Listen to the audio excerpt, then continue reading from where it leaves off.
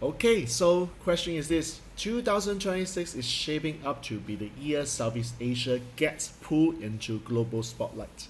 Not because of conflict, but because the world suddenly realizes how important this region truly is. So while China and the US dominate every single headline, which I've talked about it in the previous video, Singapore, Malaysia, even Hong Kong are quietly repositioning themselves. So one redefines relevance, one recalibrates its identity, and one reawakens its long-term strategy. And I know if you understand these patterns, you won't just follow the news like most people do, you anticipate the direction. Okay, so once again, welcome to this video. And before I proceed, I just want to give you these disclaimers. Everything I'm going to share with you in this videos are purely my personal interpretation of the 2026 Ximen annual chart for the global. Again, it's not prediction, not prophecy, not seeing the future. I don't have the ability. All I'm doing is to recognize patterns, study the past behavior when similar forces were present, and there's no guarantee that any specific event which I'm about to mention in this video will happen. Some I hope that it will never happen. Okay, so treat this information as a means for awareness. Don't get anxious about what I'm saying, because you can always prepare for it. Okay, so let me ask you these two questions. If Southeast Asia suddenly becomes the center of global attention, are we ready to rise, or will we get overwhelmed? And two, and do you know how to position yourself when small countries must navigate enormous global currents? Now, if these questions make you think, well, you're in the right place. This is exactly what this video is for. Okay? So, let's talk about Singapore and Malaysia in 2026, shall we? So I'm referencing the Southeast Palace of the Ximen annual chart for doing this.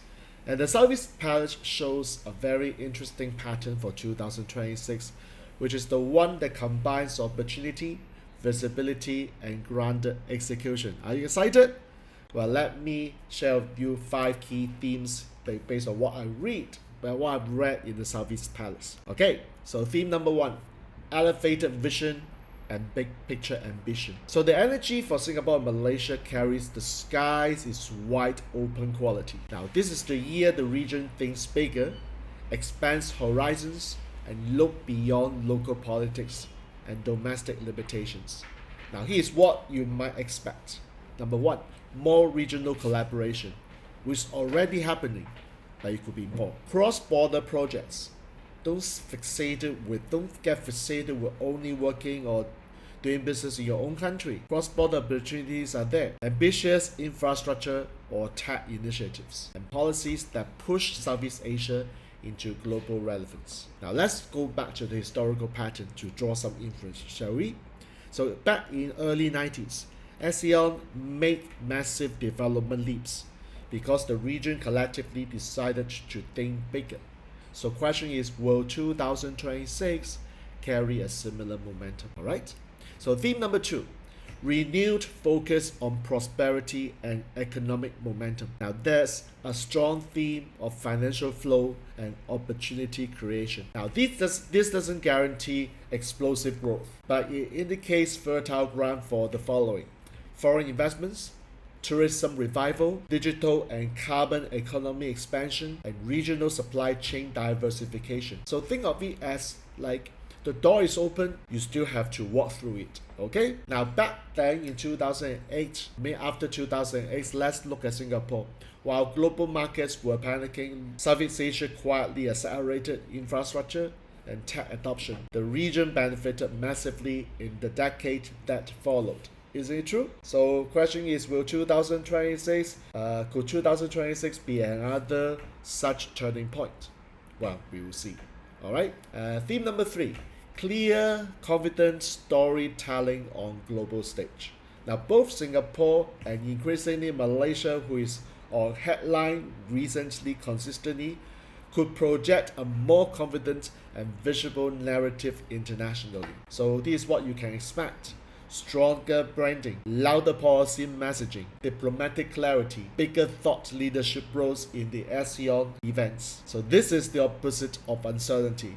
This is a year where we know who we are and where we are going. So think of Singapore's position during COVID: clear, unified, decisive. So 2026 seemingly echo that style, but applied now regionally. Alright?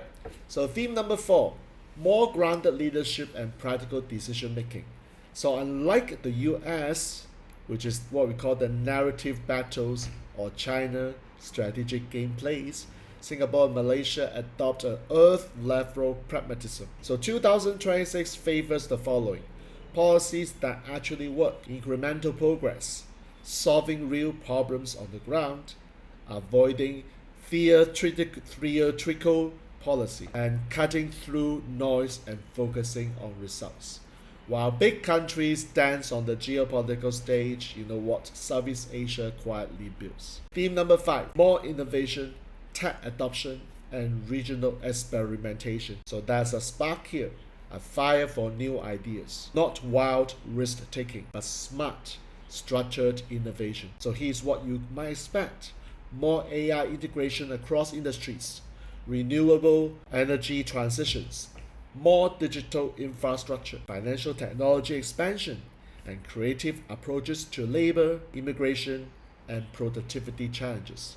Now, this is not a Silicon Valley style chaos, but we call it the Asian innovation, which is represented by disciplined, steadiness, and being strategic, right? So now let's move our focus to Hong Kong 2026. So in this case, what I'm going to do is to look at the East Palace of the Tiananmen annual chat to see what's going on in Hong Kong. Okay, so contrast with Singapore and Malaysia. Remember this: Hong Kong sits inside China's border influence, one country, two system. But Hong Kong has its own economic and social dynamics.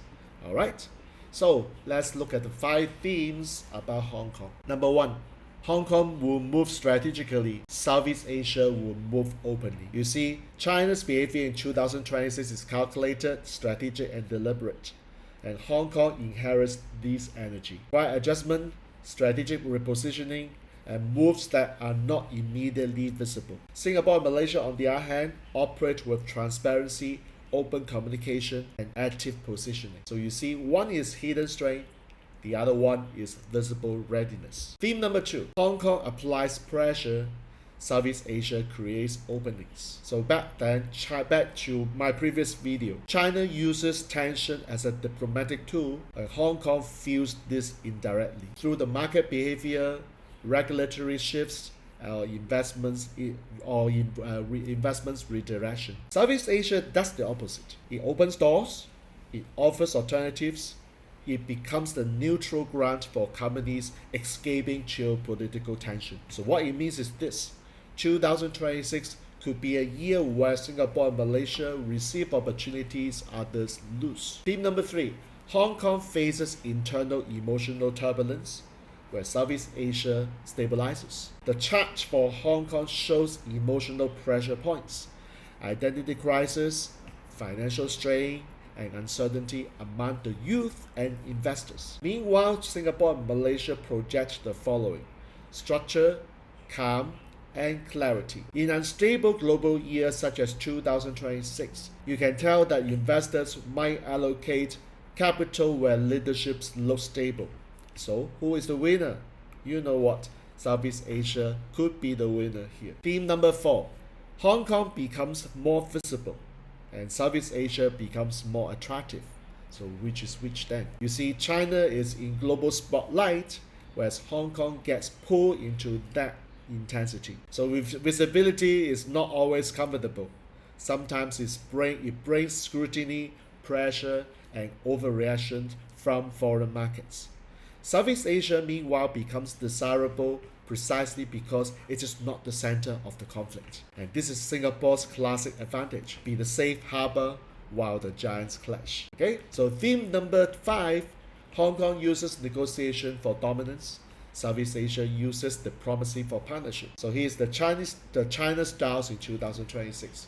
I give you what you need, but the structure benefits me. And Singapore Malaysia style in 2026 could be: But you know what? Let's collaborate in a way that works for everyone. So that creates two very different energies in Asia.